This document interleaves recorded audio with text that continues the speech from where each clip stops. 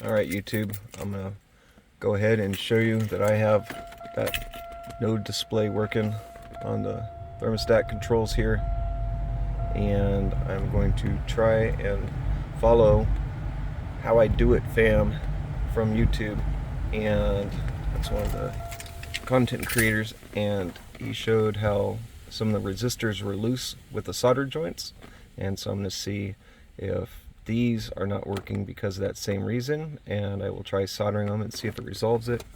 And then I also went to pick and pull and snagged this, and I'm going to try that out as well. This one seemed to have all tight pieces inside it, so let's see what happens. This side just pops out, pry it out, 7mm right there.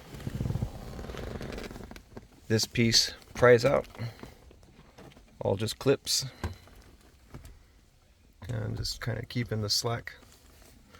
And this top piece, I tried 2 different ones at the pick and pull. You can get this out without removing this whole thing.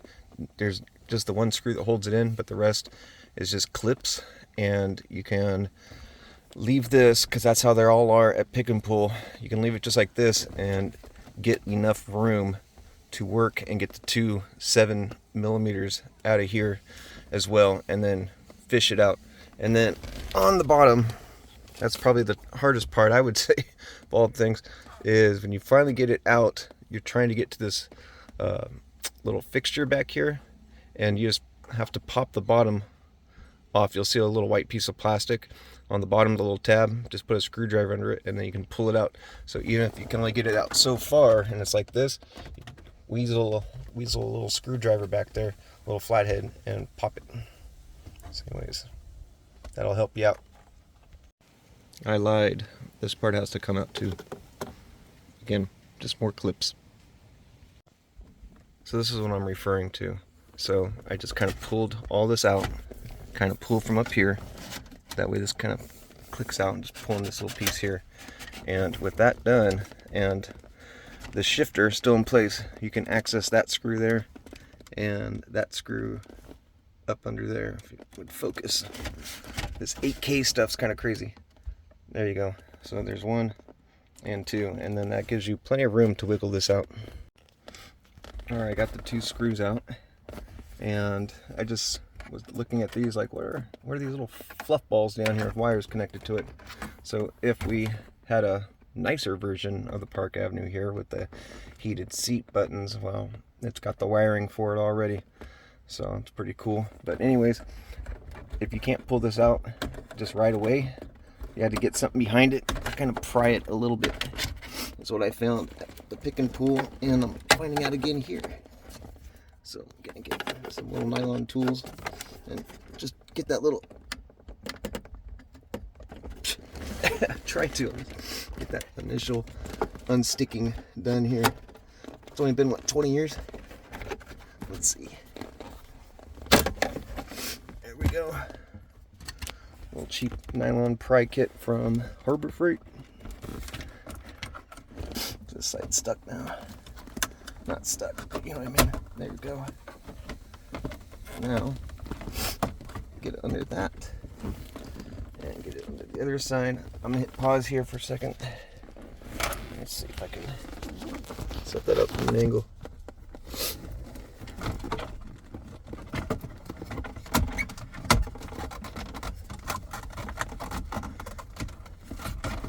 Turn it. And this is what I was talking about, having to get a little flathead for the next part. There you go.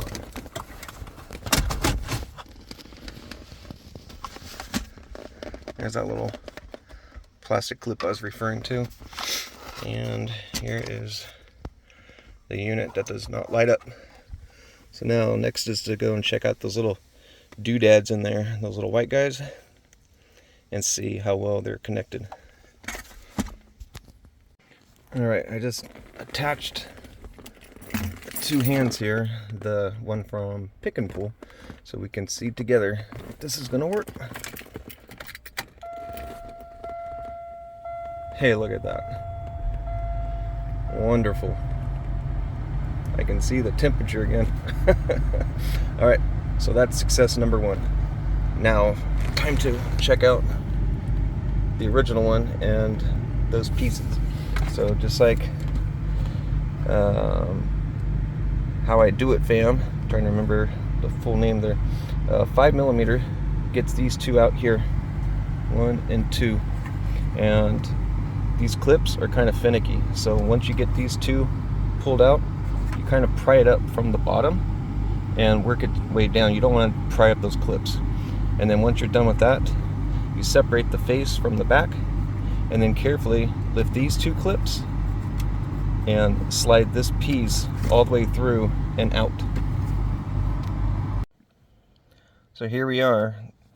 I got the thing separated, just like I explained in the other clip here, but check these out. Not only look how toasted that looks. These are all super loose. The one I just installed, not even close. So let's see what the back of that looks like. See if I can wiggle one here.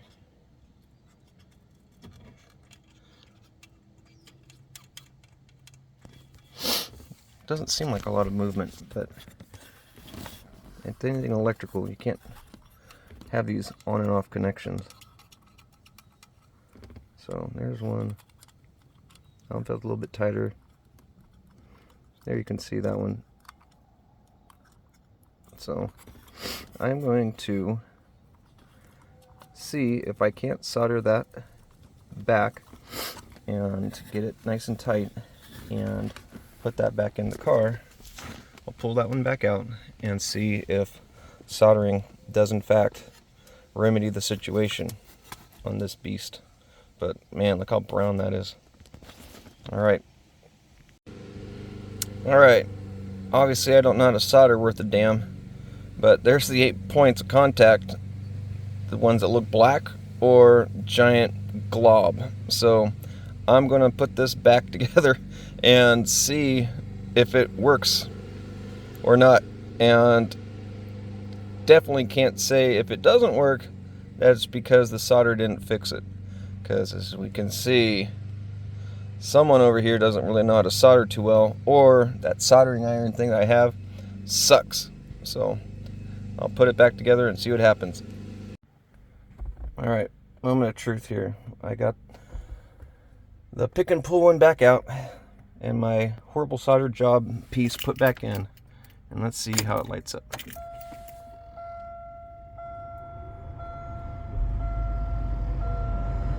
Well, it is lighting up to the best of its ability. And it's pretty dim compared to that, but did it work?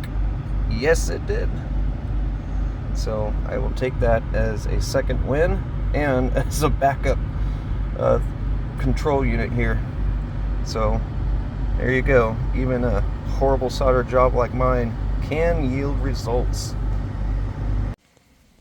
Well, as I'm wrapping this back up, just going to show you, because I saw it was beneficial on the other video, how to keep the sockets from blowing away or falling down your vent. So I just grab a little bit of a napkin and just cram some in, and then you take the screw and drop it on in there, and now you stand a much better chance of it not falling out.